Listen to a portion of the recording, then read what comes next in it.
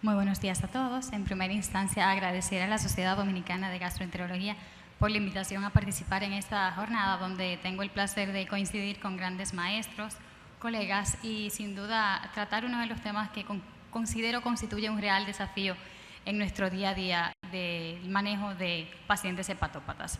Para iniciar esta conferencia me parece preciso recordar que cuando hablamos de pacientes con hepatopatía crónica avanzada o cirrosis hepática ya establecida, nos referimos a más que un hallazgo macroscópico, a una manifestación interna hepática en donde vamos a tener hallazgos que van realmente a constituir el porqué de estas complicaciones y por ende vamos a entender el por qué vamos a realizar el manejo que realizaremos. En este sentido, una de las cosas más importantes que ocurre a nivel del acino hepático es el depósito de fibrina, ¿verdad? La acumulación de fibrosis consecuentemente con lo que es la muerte hepatocitaria, así como con el incremento de la síntesis de linfa. Todo esto contribuyendo a lo que es una modificación estructural a nivel del hepatocito, a nivel del acino completo, contribuyendo a una compresión que genera compromiso sinusoidal y por ende constituye una manifestación de vasoconstricción con aumento de la hipertensión portal, que va a ser en la mayoría de las complicaciones de la cirrosis la causa trascendental de estas complicaciones. En este sentido, entonces, es donde vamos a dar pie con las formas de manejar esta entidad. Entonces, una vez identificamos el paciente con cirrosis, una de las cosas más importantes que tenemos que identificar es si el paciente tiene datos de hipertensión portal. Y esto lo podemos estimar de una forma directa, claro está, midiendo lo que es el gradiente de hipertensión portal, lo cual no es algo factible en nuestro medio, pero sí lo podemos hacer de una forma indirecta. Y la forma indirecta que lo podemos hacer es mediante la elastografía hepática, determinando los valores de kilopascales, así como los valores plaquetarios, los cuales de manera indirecta nos van a hacer sospechar si el paciente tiene o no con la cirrosis ya algún dato de hipertensión portal y si esta hipertensión portal es clínicamente significativa o no es clínicamente significativa, lo cual va a dar contraste con la probabilidad de que pasemos de estar en un estado de cirrosis hepática compensada a un estado de cirrosis hepática descompensada, que es donde vamos entonces a tener todas las manifestaciones, porque sabemos que para decir que un paciente tiene una cirrosis hepática descompensada, tenemos que tener un paciente que ya tenga alguna de estas manifestaciones, o ascitis, o que haya tenido algún episodio de sangrado variceal, o que haya hecho algún episodio de encefalopatía.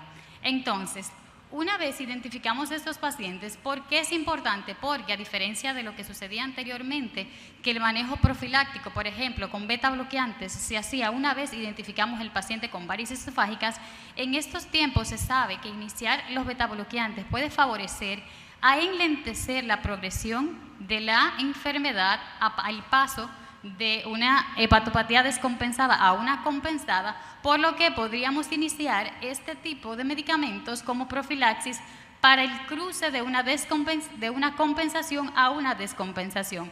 Por ende, siempre tenemos que identificar si los niveles de kilopascales en esa elastografía que hacemos frecuentemente es menor a 10, si está de 10 a 19 kilopascales o si supera los 20 kilopascales conjuntamente con los niveles plaquetarios, los cuales de igual manera nos van a ayudar a decidir en quiénes tendríamos que hacer de manera obligatoria una endoscopia como tamizaje de varices esofágicas o si podemos simplemente darle seguimiento antes de realizar esta endoscopia en base a la probabilidad de que tenga varices o no, ya que solamente los pacientes que tienen un nivel de gradiente portal mayor de 10 son los que suelen tener entonces varices esofágicas.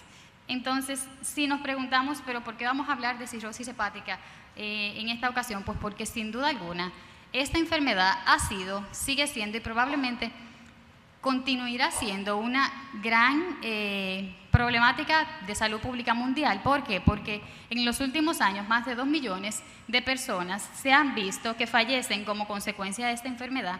Y tenemos que esta ya constituye la 11ª causa de muerte en los pacientes alrededor del mundo. Se sabe que de las complicaciones de la hepatopatía crónica, La ascitis es la más frecuente, con más de un 47% de estas. La menos frecuente es el síndrome hepatorenal, pero dentro de estas, quizás las más estresantes para nosotros son los sangrados digestivos y las encefalopatías.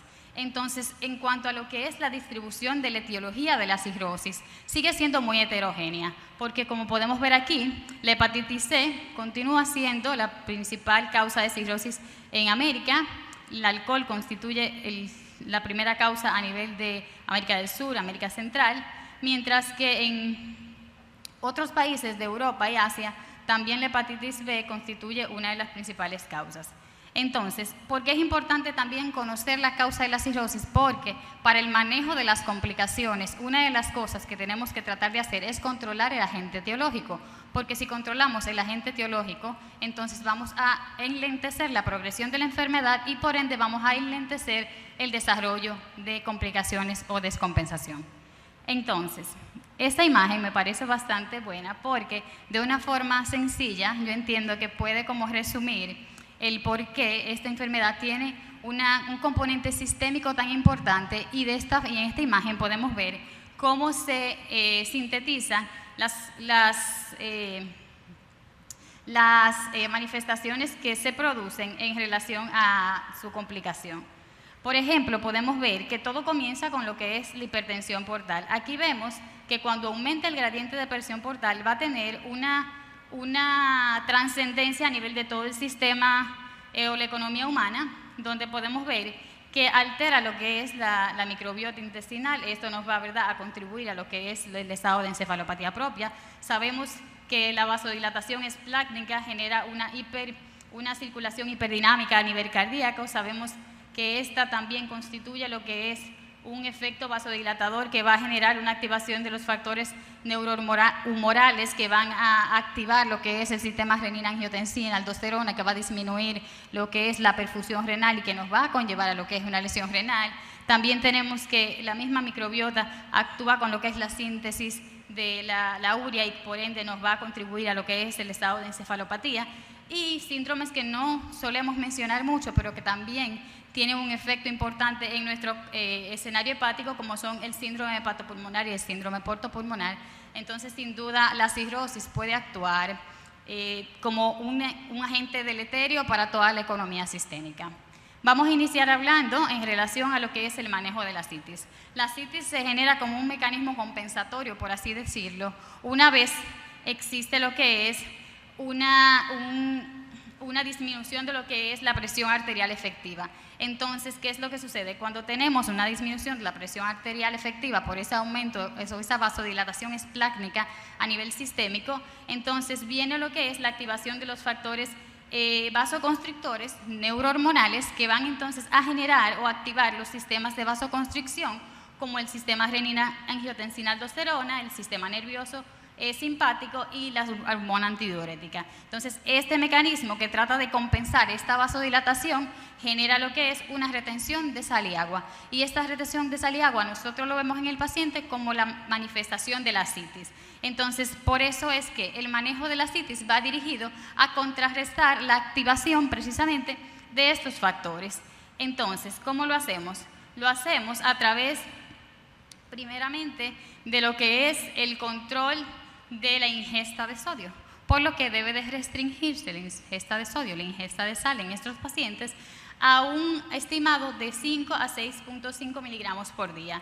Conjuntamente con esto podemos iniciar los diuréticos, y los diuréticos lo iniciamos generalmente dependiendo del grado de ascitis. Si el paciente tiene un grado de ascitis 1, podemos intentar, o sea, ese que solamente vemos por sonografía, ¿verdad? Podemos intentarlo hacerlo solamente con la restricción de sal. Pero si vemos que la ascitis es de moderada a severa, entonces podemos iniciar inmediatamente con lo que son los diuréticos.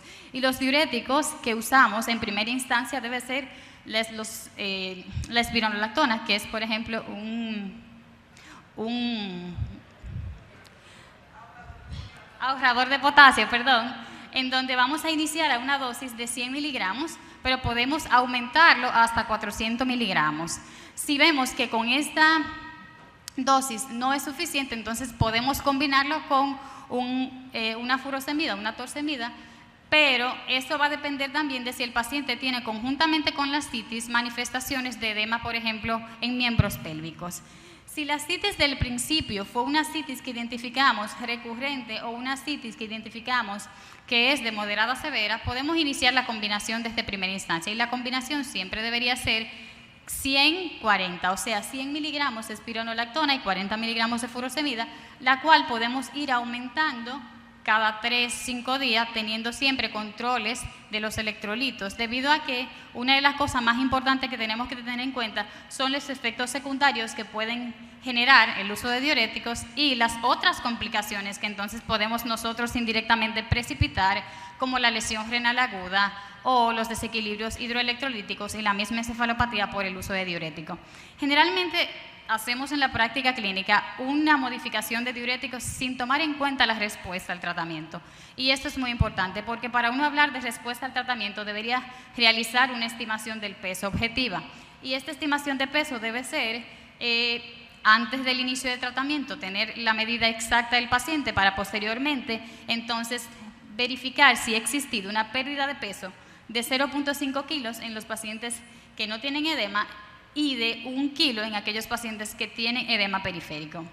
Entonces, para el manejo de estos pacientes, como dije anteriormente, siempre hay que monitorizar el desequilibrio hidroelectrolítico o otras manifestaciones como son los calambres, la ginecomastia, que se ve muy frecuente en el uso de, sobre todo de espironolactona, y los desequilibrios hidroelectrolíticos que pueden ser causa necesaria de que suspendamos este tipo de manejo, así como el desencadenante de encefalopatías y de lesión renal aguda. En este mismo sentido, tenemos que identificar cuándo estamos hablando de una ascitis refractaria, cuándo estamos hablando de una ascitis recurrente.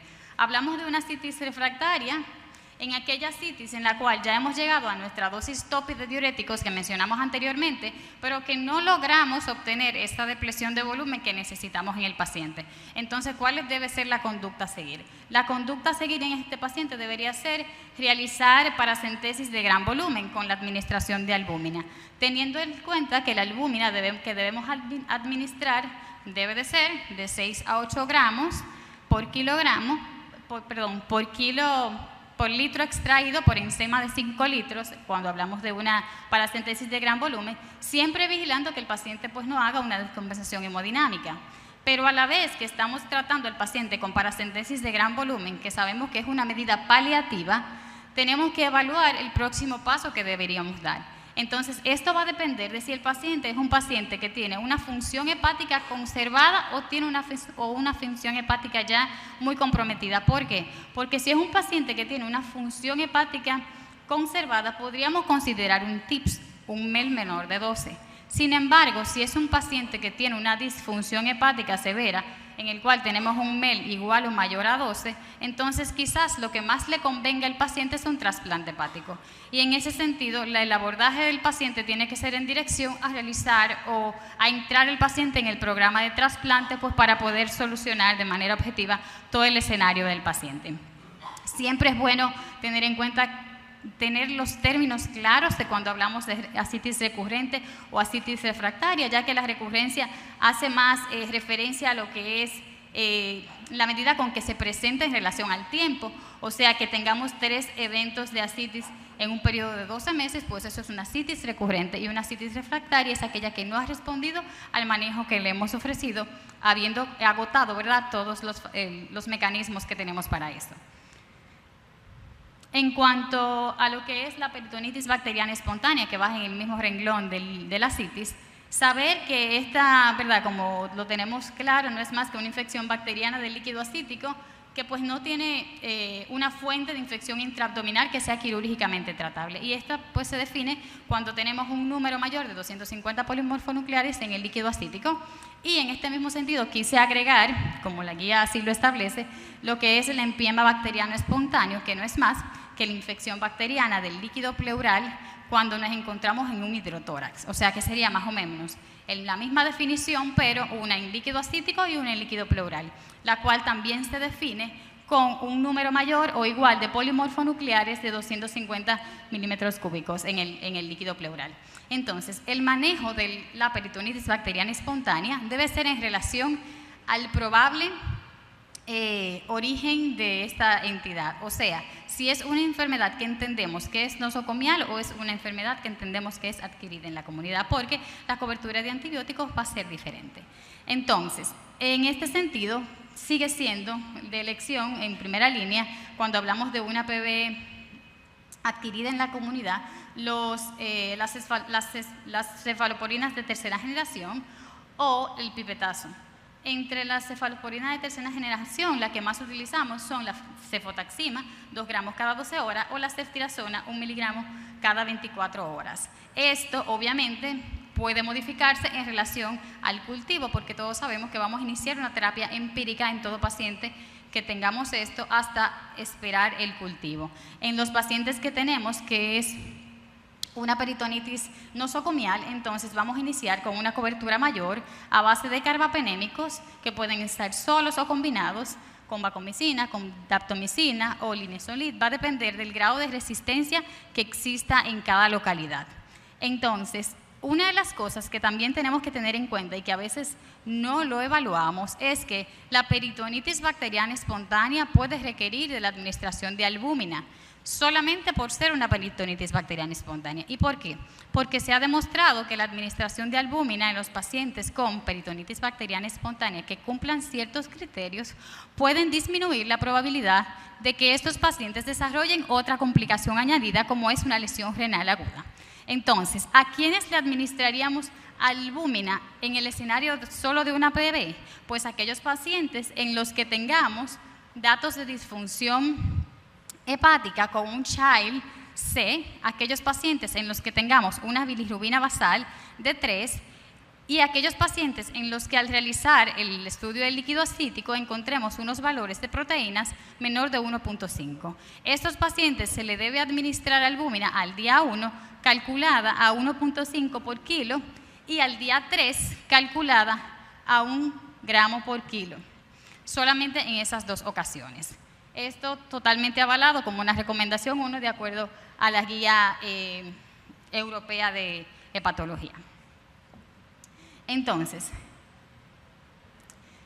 cuando tenemos un paciente con una peritonitis bacteriana espontánea, también sabemos que existe lo que es la profilaxis. ¿A quiénes le vamos a realizar profilaxis para esto? Pues obviamente vamos a realizar profilaxis secundaria a todo el paciente que haya tenido una peritonitis bacteriana en alguna ocasión. Eso se llama profilaxis secundaria. Pero vamos a realizarle profilaxis primaria a aquellos pacientes que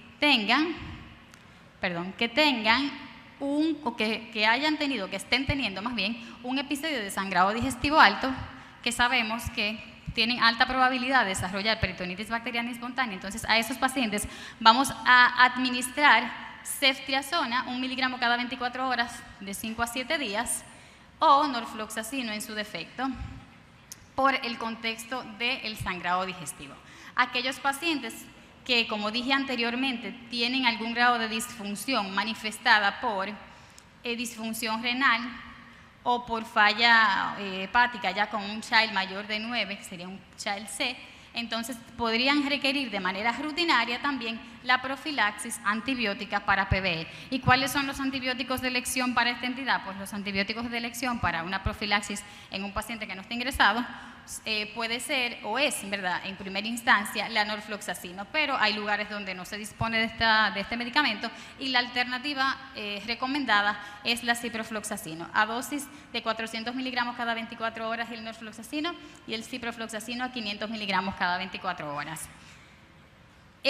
La trimetoprim sulfa y la rifaximina tienen estudios que han estudiado y han visto, ¿por qué no?, respuesta como medidas profilácticas para estas entidades. Sin embargo, no tienen lo suficiente evidencia como para hacer recomendaciones que se establezcan de manera concreta o que puedan competir con los que son, ¿verdad?, la norfloxacina y el ciprofloxacino. Pero sí tenemos que tener en cuenta de que hay estudios que han visto respuesta favorable, aunque no lo suficiente como para establecerlo como guía. Entonces, otra de las entidades importantes que tenemos aquí es la lesión renal aguda. La lesión renal aguda en pacientes cirróticos, ¿verdad? Hace referencia a ese compromiso renal que se establece en pacientes cirróticos viéndolo con un aumento de la creatinina por encima de un 0.3 de su nivel basal.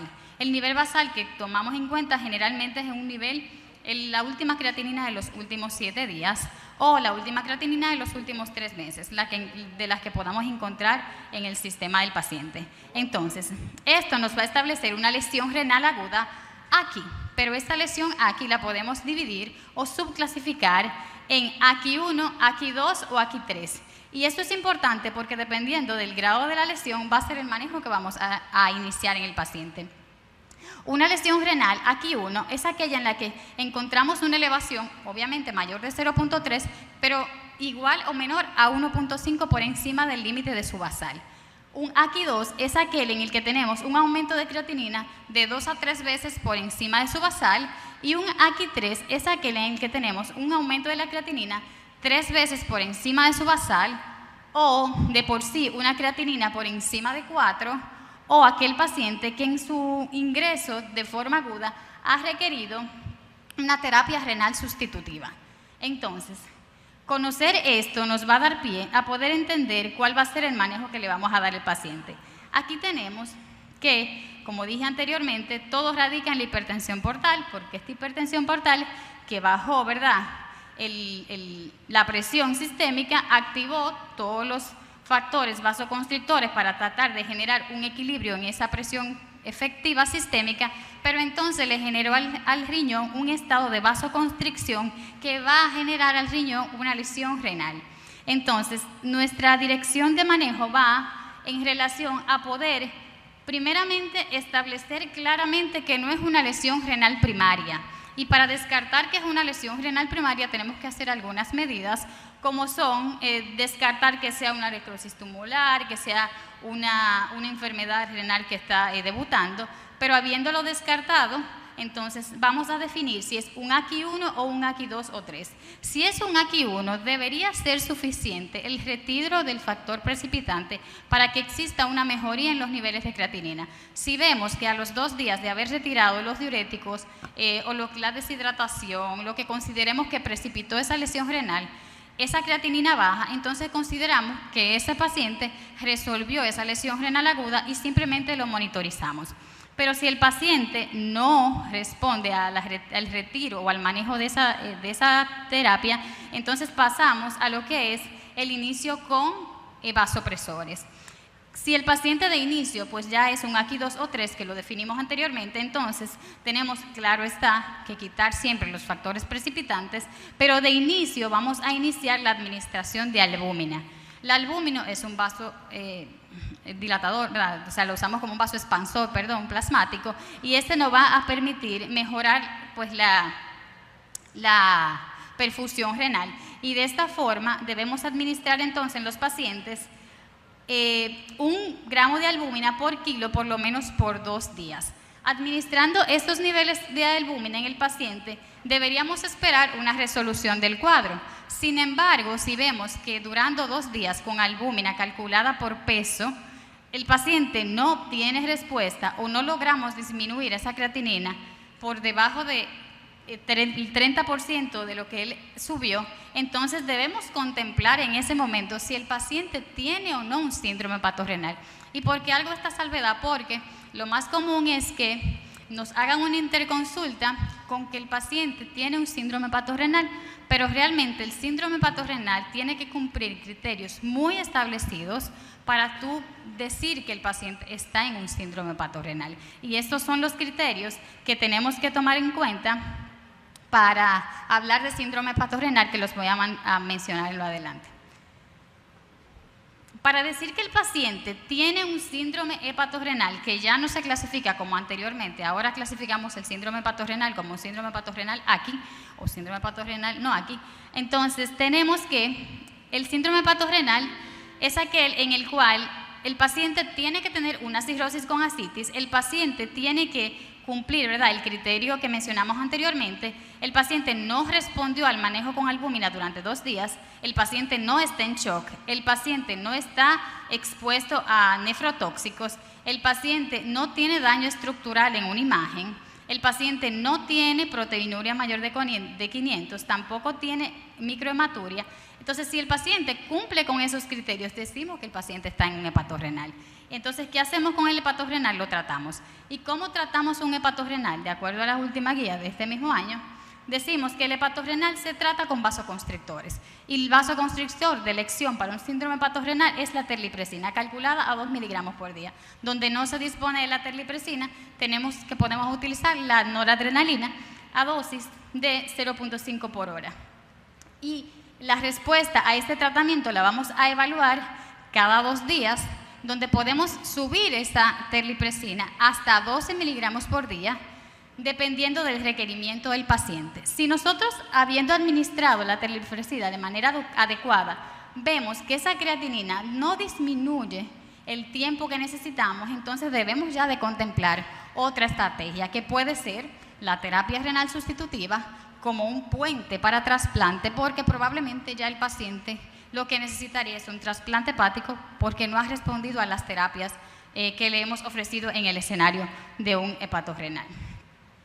Entonces, otra de las complicaciones importantes que tenemos es la encefalopatía. Sabemos que es una alteración neuropsiquiátrica, es potencialmente reversible, en la cual actúan un sinnúmero de mecanismos, sobre todo la parte de la microbiota, la parte de la depuración del músculo, y el tratamiento de esta radica mucho en poder controlar el precipitante, las infecciones, la parte nutricional del paciente. De esta forma podríamos mejorar de una forma importante con lo que es un adecuado aporte nutricional en base a un aporte proteico de 1.2 a 2 gramos de proteínas, así como la corrección de los precipitantes, y muy importante, pues, enfocarnos en esos factores que lo desencadenaron, que pueden ser suficientes para resolverla. Sin embargo, la parte farmacológica de esta está dirigida a los agentes modificadores de la flora intestinal. Como conocemos, la lactulosa es el número 1, a dosis de 30 a 35 mililitros, lo que equivale a 20 a 30 gramos, pero el objetivo de esto es conseguir de 1 a 12 posiciones por día. Y es muy importante porque uno le dice al paciente que use lactulosa, pero tú tienes que decirle cuál es el objetivo del tratamiento para que el paciente pueda manejar la lactulosa. Tú comienzas con 35 miligramos o con 35 mililitros en la mañana, pero si con esos 35 tú evacúas 2 veces al día, ya no necesitas aumentar la dosis. Entonces, es una dosis respuesta. En relación a eso, también tenemos los antibióticos que modifican la flora intestinal, la nutrición, como dije anteriormente, donde el zinc, los aminoácidos ramificados favorecen a la mejoría de la encefalopatía, la N-ornitina, que también actúa a través de lo que es la síntesis de la urea y modifica esto.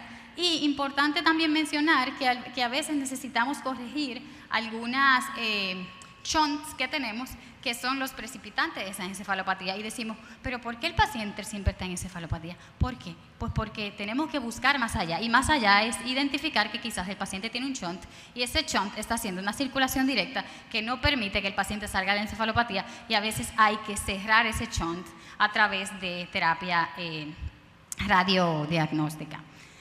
Fuera de eso, el sangrado varicial, sabemos que es uno de los que nos genera más estrés.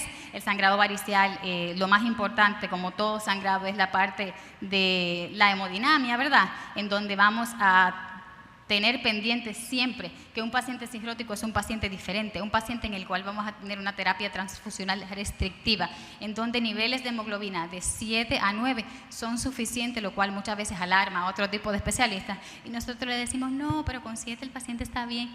Entonces, tenemos que tenerlo en cuenta porque aumentar ese volumen sistémico aumenta la probabilidad de resangrado. Entonces, tenemos que mantener niveles transfusionales restrictivos y tratar de hacer esa endoscopía diagnóstica en las primeras 12 horas para poder realizar la ligadura de haberse confirmado que el origen es varices esofágicas o varices GOV1, y entonces, conjuntamente con todo esto, claro está, hacemos la profilaxis mencionada anteriormente, y desde que sospechamos que es varicial debemos iniciar pues la terlipresina o la somatostatina, que la iniciamos de 12 miligramos en bolus para luego continuar con 1 miligramo cada 4 a 6 horas, por lo menos 5 días, y ya posteriormente sustituirlo por betabloqueantes. Entonces, ya habiendo controlado el sangrado, pues tenemos que completar la sesión de ligaduras hasta erradicar estas varices. Sin embargo, si no se controla el sangrado, tenemos que saber que es probable que tengamos que recurrir a un TIPS de rescate. Entonces, como menciono aquí, los agentes vasopresores en este tipo de pacientes son la terlipresina, el número 1, si no disponemos de ella, tenemos la somatostatina y el octeótido, que también tienen una respuesta sumamente parecida. En base a lo que es cuando tenemos un sangrado que no es varicial, pero es gástrico, entonces tenemos que puede ser de este tipo de varices o varices ectópicas. Entonces aquí el manejo debe de ser generalmente dirigido a realizar pues manejo con inyección de cianocrilato en personas que tengan la experiencia para eso.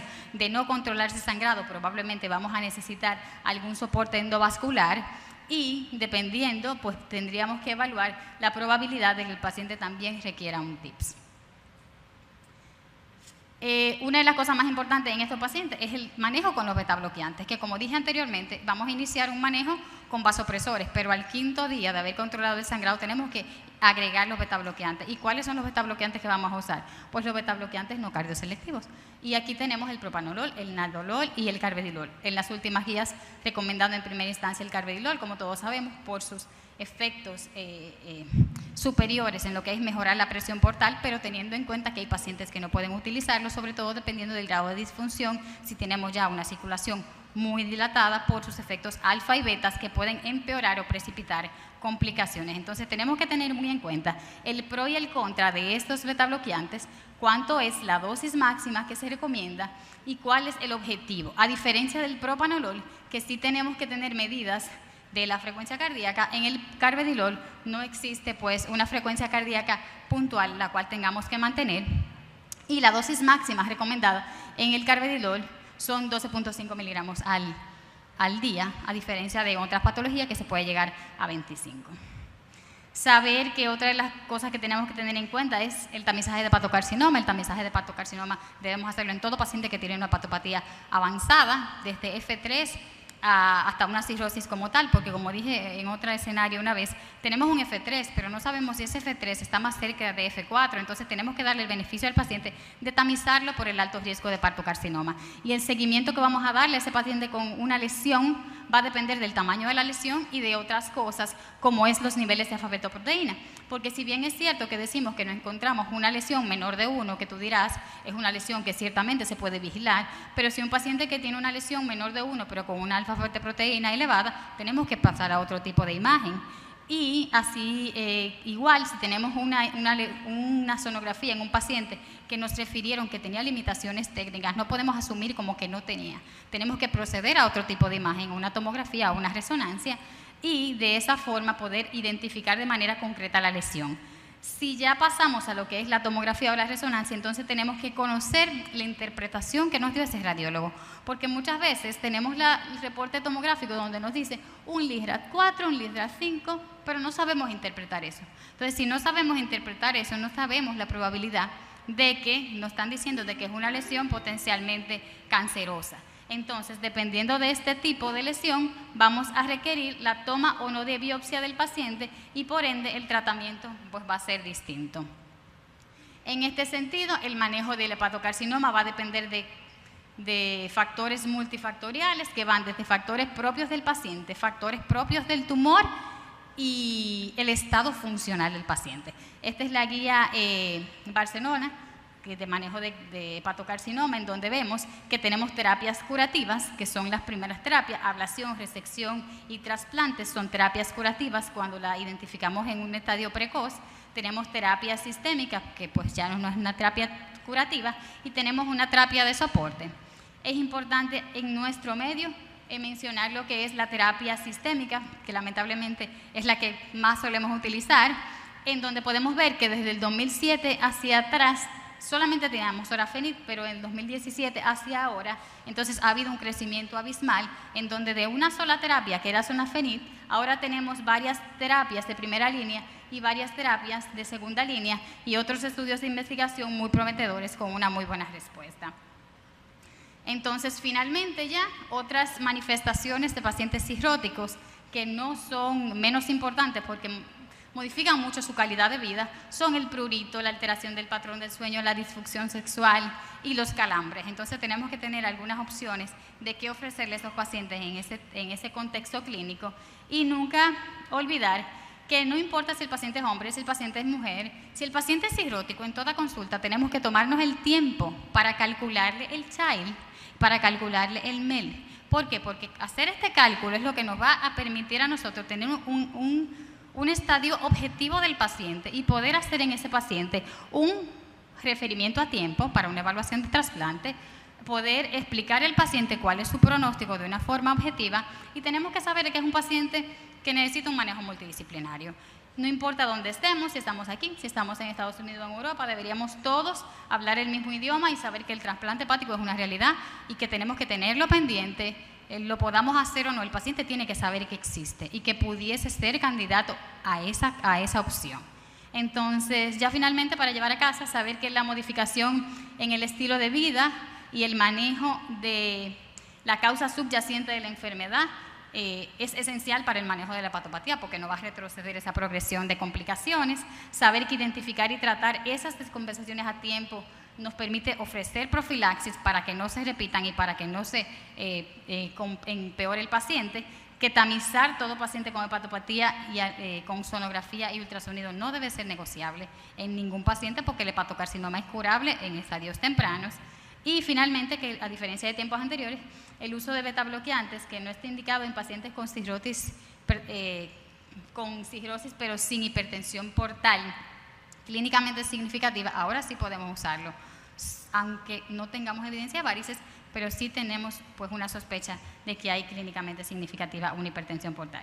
Entonces, finalmente, el trasplante hepático es una realidad y debe ser una oportunidad de vida para todos. Gracias.